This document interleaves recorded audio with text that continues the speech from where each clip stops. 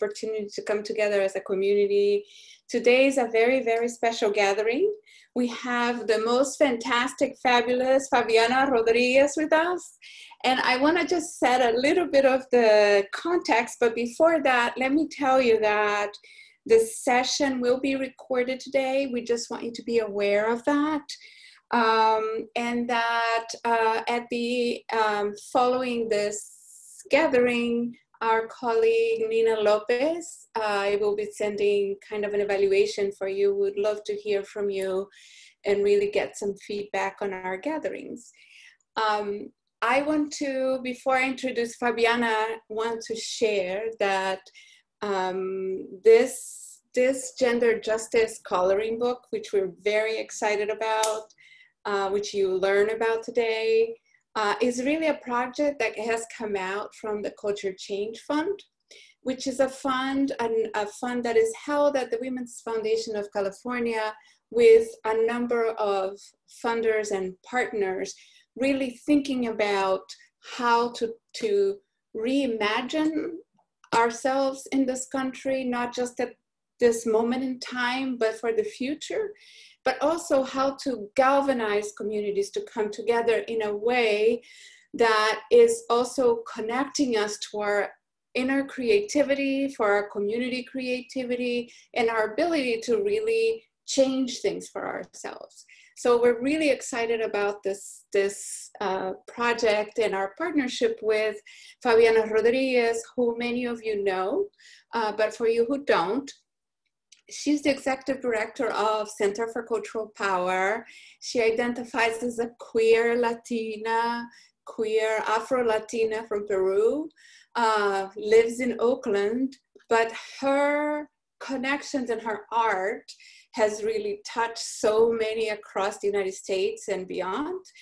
Her passion and her understanding of culture, I'm speaking for her right now, that it's really the catalyst for power building. How is it that through creativity, we come together and we create a new reality for ourselves? So I am not going to say much more. I'm just going to make sure to introduce Favianna, and she will take it away from us and enjoy it. Favianna. Great. Hi, everyone. Thank you so much. I'm really excited to be here and excited to host a creative session with all of you. I'm going to share my screen, and I'm going to start by sharing some concepts of what makes culture powerful and why art and culture are critical to any social justice work. And I want you to consider some of these themes as you work on your drawings. We asked everyone to please print out your drawing and to draw them. And we'll also be having some additional activities. So the power of art is that it's an embodied practice, right? We're going to talk about theory, but then we're going to actually embody it. And many of you likely have already felt something. It might have been a really long time since you were coloring. You may have really enjoyed what it's like to use analog creative tools instead of staring at a screen. And we'll get to talk about all of that. But first I want to just introduce you to some core theories which informs the gender justice work that the Women's Foundation and other funders who are part of the Gender Justice Fund are supporting, so that as you understand the power of why this coloring book is important, you also can ideate on how you in your organizing might also use culture and art to help move public will. So I will go ahead and start sharing my screen. Okay, there we go. You should be seeing a slide right now that says the Center for Cultural Power. And as I advance, I'll describe them because sometimes Zoom doesn't advance as fast as I would like to. So Bia, you can text me if there's anything off. Great, so I am the president of the Center for Cultural Power, and the Center for Cultural Power is a national organization focused on leveraging the power of arts and culture to activate artists around moving hearts and minds around a new worldview, right? And we care about gender justice, we care about climate change, racial justice, and we recognize that in our work as creatives, our stories are intersectional. So they touch upon all of the different issues. And one of our foundational ideas is the idea that culture is power. Now, I'm sure all of you in organizing, you know, there's money power, there's people power, there's earth power, as we're all feeling, right? The power of nature. And there's also cultural power, which is the power of the imagination, the power to create new ideas that can eventually turn into behaviors that then turn into norms, right? And culture really surrounds us. Culture surrounds us all the time. It is what we swim in.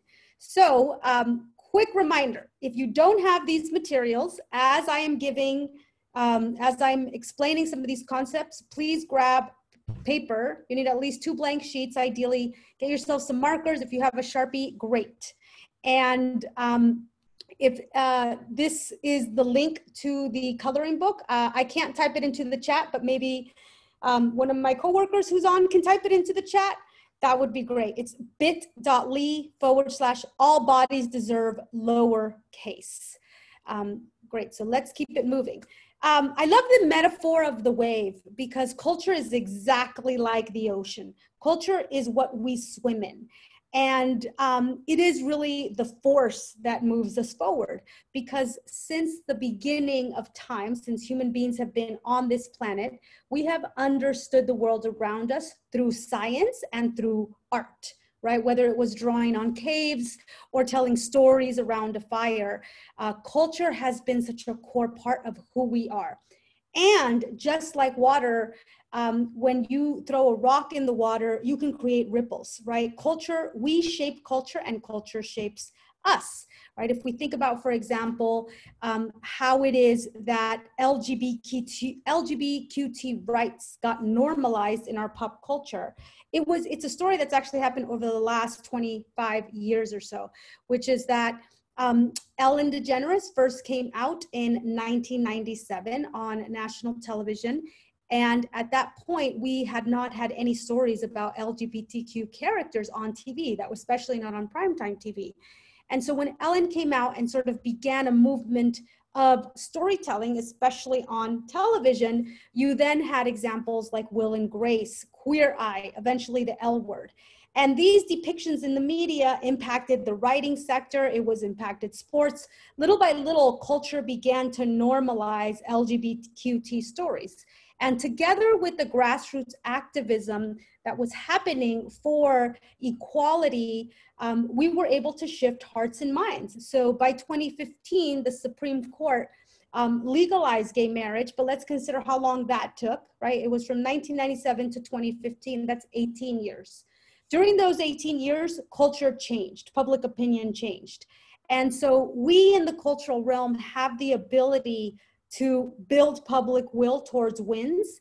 And in reality, a policy is actually the final manifestation of a time that's come, of an idea whose time has come. And in culture, we create those ideas and we add to them and we make it so that the wave gets power and is able to turn a tide. So my story is that I grew up in Oakland in an immigrant family. My father was Afro-Peruvian. My mom was also from Peru. And early on, I saw that not only were Latinx people not depicted in mainstream culture, I was a kid when, before Dora the Explorer was created. In fact, the first time I learned about Frida Kahlo, I was 16, because all the artists that I had learned about and was exposed to were all white guys like Picasso and Rembrandt, and just the list goes on and on. And as you can see, since I was a child, I was very interested in the arts. I really loved to express myself, and my father would put up my art all around the house, like even the kitchen, like it was everywhere. It was literally like my gallery. And so my immigrant parents taught me how to have a voice and express myself, although I didn't see myself reflected. And it even goes, it gets more complicated than that, which is that we would watch novelas and there was no reflection of multiracial families. And yet, you know, the majority of slavery, about 95% of slavery happened in Latin America, especially Brazil, Peru, the Caribbean.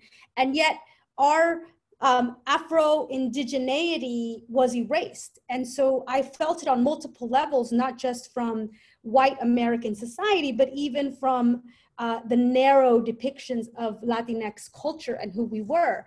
And so that really drove me to want to be an artist. And I think it drives a lot of people, actually. I think that when people do not see themselves reflected, it affects our imaginations, it affects our perceptions of ourselves. And this is exactly why it's so critical to have things like coloring books and actually dolls and reflections that normalize depictions of all genders, right? Because imagine if you don't see these things reflected back to you, it's like you don't exist. It's really about perspective, right? What you see. And unfortunately, because of everything from the patriarchy to white supremacy to the way in which so many of our global economies are still functioning through a colonial economic mindset, right? Capitalism. So much of what we see is actually through the white male gaze, meaning it reflects the lived experiences and perspectives of a white man. Now, the reason this is obviously very problematic is because we actually need to be able to see the world from multiple perspectives. Otherwise, your sense of reality is distorted. And we are seeing the consequences of these distorted reality. I mean, people are being killed and incarcerated and put in cages and forcibly sterilized because of a skewed way of seeing our humanity.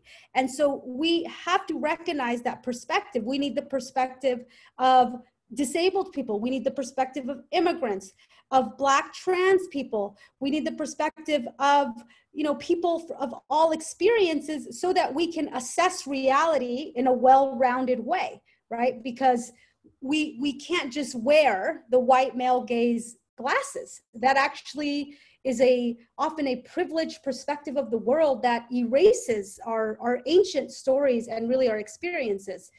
And so as you're drawing, think about also the perspective of the artist. The perspective of the artist that we mission really range in their experiences. We work with non-binary and trans artists. We work with emerging artists, Afro-Latinx artists, and that really came out in their art.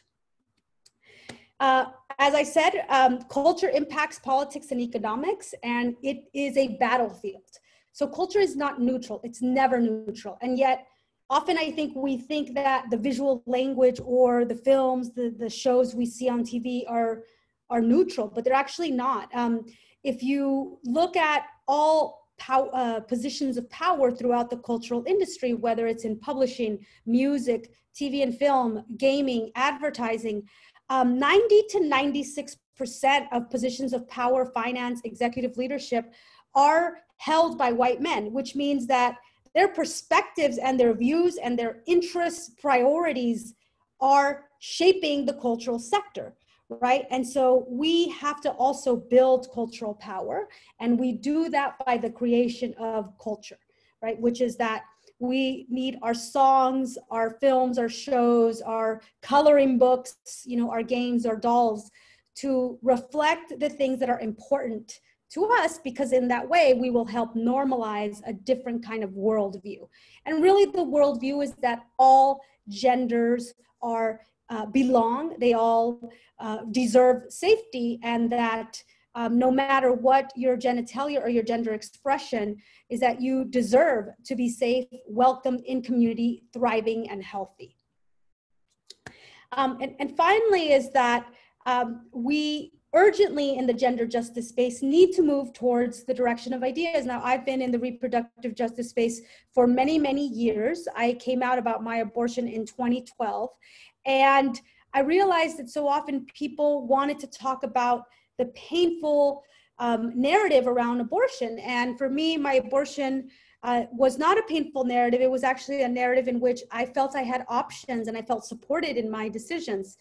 But also the overemphasis on whether or not there's a choice, I think, doesn't allow us to see the larger conversations, which the larger conversations are around who we love, how we form families, and how we protect those families and ensure that we can get the healthcare we need to make adequate decisions. So the focus sometimes only on abortion is what I would call here in the action space, where we are focused on narratives just that we need to win, right?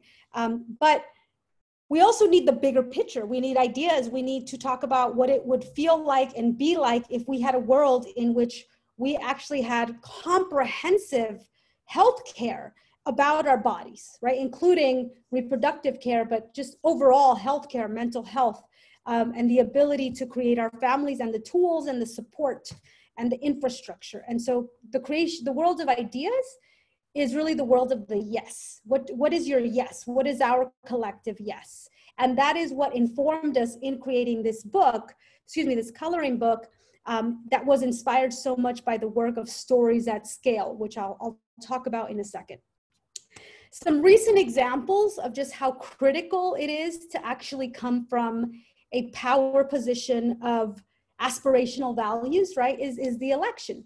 And so often in the election, as you may all have seen on your feeds, sometimes overwhelmingly the narratives we see are about what we don't want, right? They're about don't, vote because you don't want this, right? You don't want this atrocity.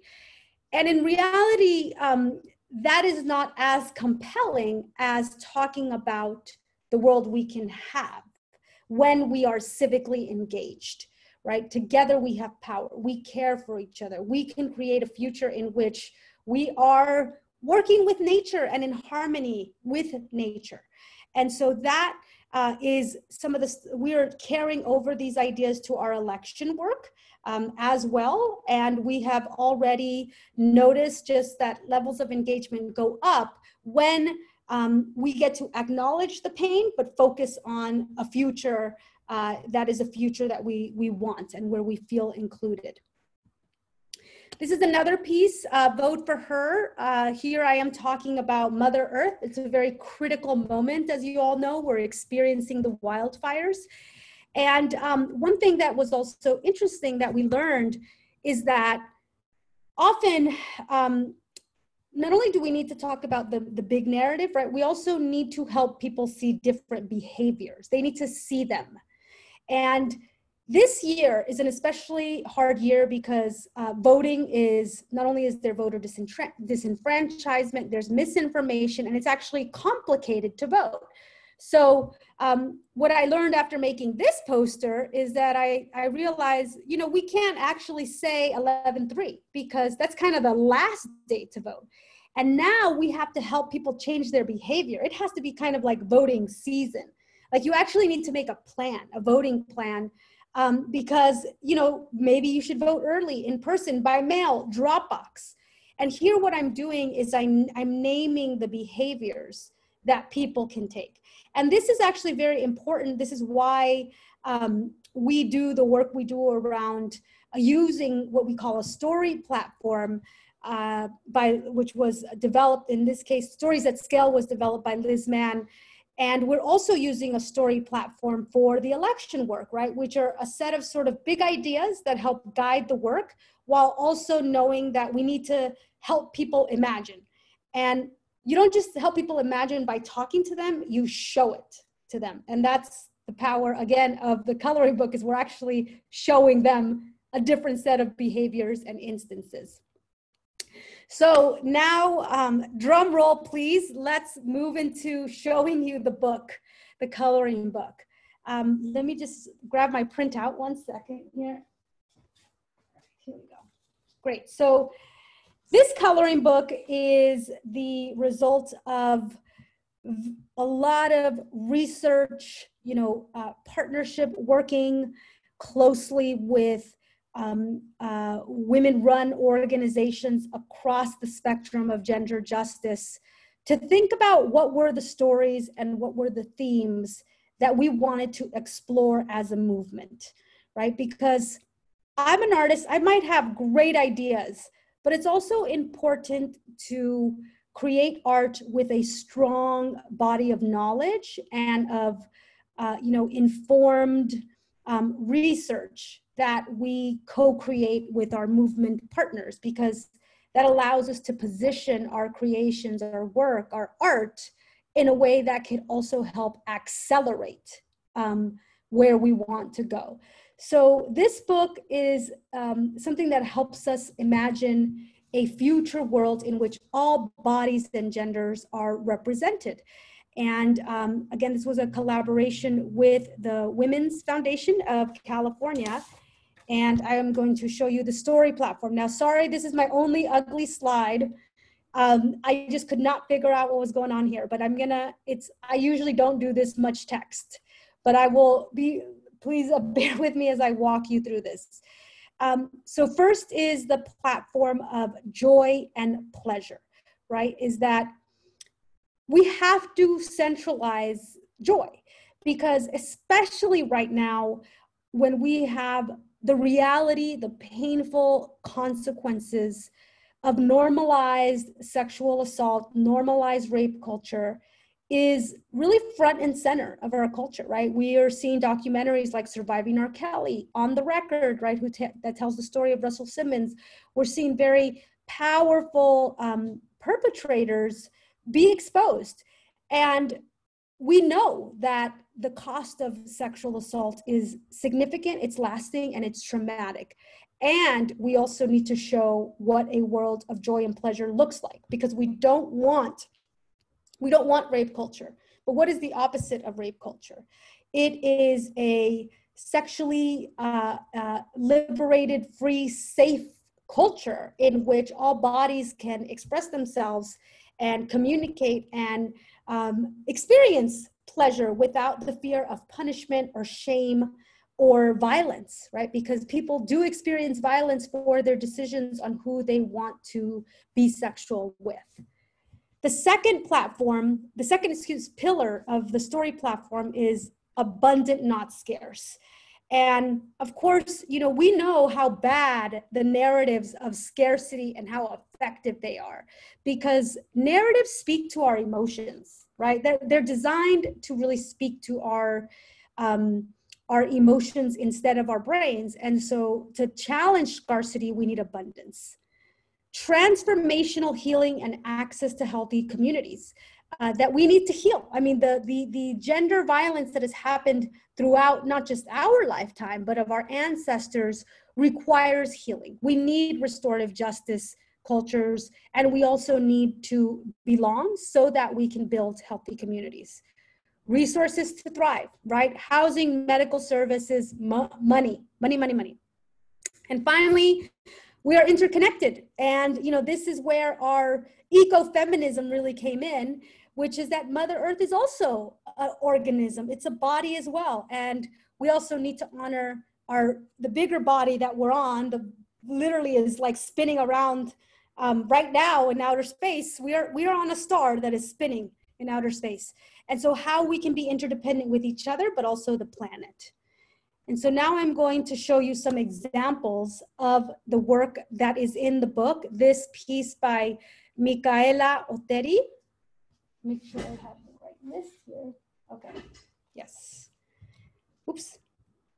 This piece by Micah Bazant, and again, if you notice even here, the aspirational nature of freedom, being seen, being safe, blossoming, right? The flowers blossoming. And the rays, the birds, right? Just how we use symbols of nature to show people thriving. This piece by Brina Nunez. Really love this piece because it just shows there's so much layers to this, right? Nature, outdoors, families. I love the mermaid book, the mermaid sibling, right? Really beautiful work here. This piece by Ashley, I always forget her last name. I will have it after we do or if somebody could type it in, Holly, if you're there, if you could type it in, around imagining the future. And one thing I totally forgot to add, but you all are gonna really love this, is that in addition to having the platforms, we also targeted in on audiences, right? Through the story platform included a bunch of research on audiences, and this was for the audiences who love their kids first audience, right? Which is why you also see kids as part of the core narrative here. And then finally, this piece by Chucha Marquez, who also, you know, is using the metaphors of water, right? Because we encourage artists to use the metaphors of nature in line with our story platform. So with that, let's go ahead and start. I would love for folks to share. Let's have about 3 people share what they colored in, and then we're going to move into an activity. So if folks if you colored in your page, I would love if you could hold it up, and then if you would like to share, please unmute yourself.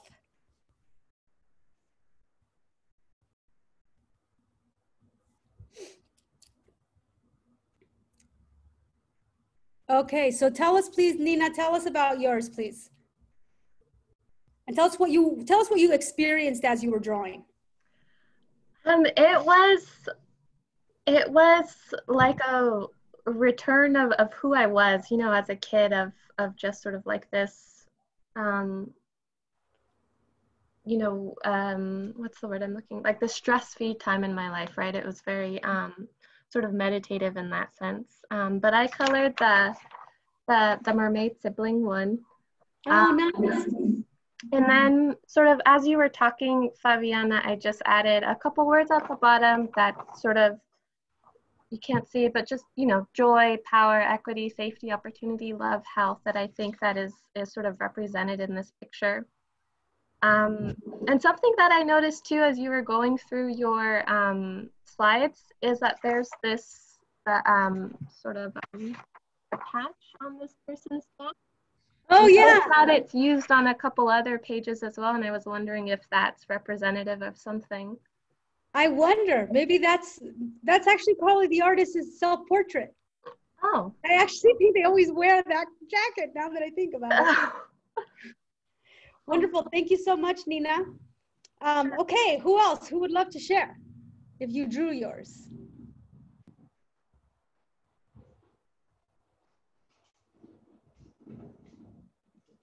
Anyone? Okay. No, oh, last call, anyone? Oh, yes, okay. Tell us how what the experience was like for you. It was great because I actually haven't colored and maybe in 4 decades. So this was really wonderful to just to color, and it was very meditative. And also that reminded me of the importance of playing, and but also at the same time just looking at and you know how powerful this particular graphic was. And I just love the power of this particular picture. And as I was coloring, it became more and more vibrant. So I was really kind of getting lost into it. Wonderful. Great, thank you so much. Great, so if everyone can click on, if that link, it takes you to the pages, if you want to find one and print one out and color as we go. Or you could, I have a set of prompts that I would love to do with all of you. But first, how about also, is there anything anyone would like to share about the art that you've seen so far? Do the pages speak to you in any way? Would love to just hear some of your initial, what is it, what's happening in your like heart space when you see the images? You could also type it into the chat, but I would love to hear from somebody.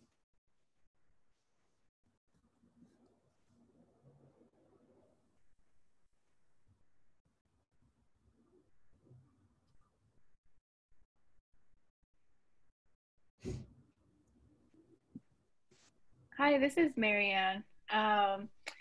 So I didn't get to print this out because I actually don't have a printer, and our office has been shut since quarantine began, so I didn't have access to print out anything. But I did go through the whole entire coloring book, and that was shared with us, and I just absolutely loved it. I know for me, one thing I've actually grown to do the past couple of months is color for self-care and draw and kind of return to my childhood. And so, and one of the struggles that I've had is finding actual coloring books that are inspiring, validating, and affirming at the same time. And so I'm really excited for when I do get access to a printer soon, that I can actually use this, because I feel like not only will it be, you know, help me kind of process and unwind whenever I need it, but in the meantime also just speak to me while going through that process, which is something that I don't feel like is easily accessible when you go to try to get a coloring book in the stores or anything like that. And I feel that there's so much intention with every piece that's in this book, and it resonates with me. Even though I haven't actually started coloring it yet, I already feel it coming off the pages and, you know, touching me. So I'm really excited for when I actually can print it. I wish that I could have been able to do it before tonight, but I'm really excited for when I can do some self-care sessions with it. Beautiful, thank you. And Jess, you look like you were going to share. Please share. Yeah, I was just going to say that I've been doing signs on our front post since COVID with my kids. And so I'm looking forward to printing some of these out and coloring them with them to share with other people who are walking by. To share a little bit of the spirit. I like the one that it says, "When you thrive, I thrive." Yes. It's got a big, beautiful plant on it. Yeah. Wonderful. Thank you, everyone. And yeah, I think that, you know, the other thing which Marianne, you mentioned is, this is the problem, is you actually go to find some coloring stuff, and most of the stuff is not only gendered, but it also just has other kinds of messages in there that are not necessarily aligned with the progressive future that we want. And this is actually exactly why a story platform and a process with artists in which we could really help hold a container to really elevate our values and see them together. And that's what is very powerful about how we work with artists, is that we get to do it in a container that is very values centric. Great. Okay, I am going to now, we're going to go back and we're going to do a creative prompt. And so I am going to share some prompts, and you should have some paper with you, ideally a marker. But yes, colors would be great, but ideally just a piece of paper and a marker. If you have a pen, no problem, but it'll be good to have a marker, because a marker actually helps you be looser. You're less committal because the end of the marker is thick. So it just, you're not as attached to these clean lines. So this piece, again, by Chucha Marquez, here's a depiction of it by one of our staff members who did a digital rendering of it, just simply beautiful. But again, you know, the symbols of nature, we actually have so much already in our vocabulary. I mean, nature is not binary at all. It's actually very complicated and fluid. And so fluid, there you go. Word right there. That's, you know, that is, when we're creating these kinds of artistic activities, we're very much thinking about symbolism, and hope that you will also feel that, right? When you feel the power of nature. Okay, so these are our prompts that are also in the coloring book, but these are our prompts for today. I've narrowed down a few, and you can choose one. So first, draw and feel what joy looks like to you. Draw symbols or a picture that shows you what a healthy community looks like. What is a positive saying you live by? Draw it. What did you eat today, and how is it connected to the land? So I am going to give you all about 10 minutes to draw this out. And I really encourage you not to limit what happens from your brain to your hand. Just kind of be loose with it. This is a practice in representation and symbolism. So you will have 10 minutes, and I will play some music in the meantime.